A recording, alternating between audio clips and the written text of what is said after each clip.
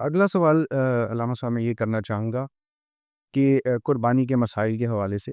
کہ لوگ حصہ جو ڈالتے ہیں ایسا کرتے ہیں کہ ایک تو باقاعدہ طور پر 7 حصوں کے لیے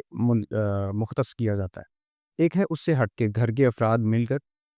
بالفرض میں نے 20,000 دے دیے، میری والدہ نے 10,000 دے دیے، میرے بڑے بھائی نے 20,000 دے دی، میں ملا کے ہم ایک بکرا لے اپنے، تو وہ قربانی کس کے نام کی ہوگی؟ کسی کے نام کی بھی نہیں ہوگی، وہ ضائع ہو جائے گی، اس کا مالک کوئی بھی نہیں ہے۔ اور یہ اتنی سخت بیماری ہے، لاحق ہو گئی ہے، قربانی آپ پر واجب ہے اور آپ کہہ رہے جی میں تو اپنی امی کے نام بھی کر رہا ہوں، بھئی آپ کی والدہ پر تو واجب ہی نہیں ہے۔ اس پر واجب ہے، کبھی وہ باپ کے نام کی کر رہا ہے، کبھی بیوی کو خوش کرنے کے لیے کر رہا ہے، کبھی والدہ کے نام بھی کر رہا ہے۔ جن پر واجب ہی نہیں ہے، اگر واجب ہے تب یہ قربانی وہ خود کرے گی، واجب آپ پر ہے، آپ کا وجوب ساقط ہی ہوگا۔ یہ بات یاد رکھیے کہ آپ کا وجوب اسی جگہ کھڑا ہے، آپ کو اس کے ساقط کرنے کے لیے وہ ساقط الاعتبار نہیں ہوگا،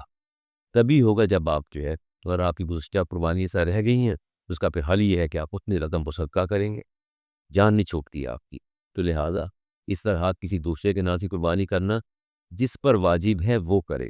اگر نہیں واجب، بس اوقات یہ ہوتا ہے کہ آپ پر واجب ہے اور آپ محبت میں کی رو میں بہتے کہتے کہ یہ امی توڑے وہ قربانی ہے، کیسے کہہ سکتے ہیں آپ؟ یہ کوئی دین آپ کے گھر کی ایجاد تو نہیں ہے کہ آپ اس میں اپنی دوست و برد کریں گے یا اسی طرح شکست و ریخت کرتے رہیں گے۔ تو والی واجب آپ پر ہے تو آپ ہی کریں گے۔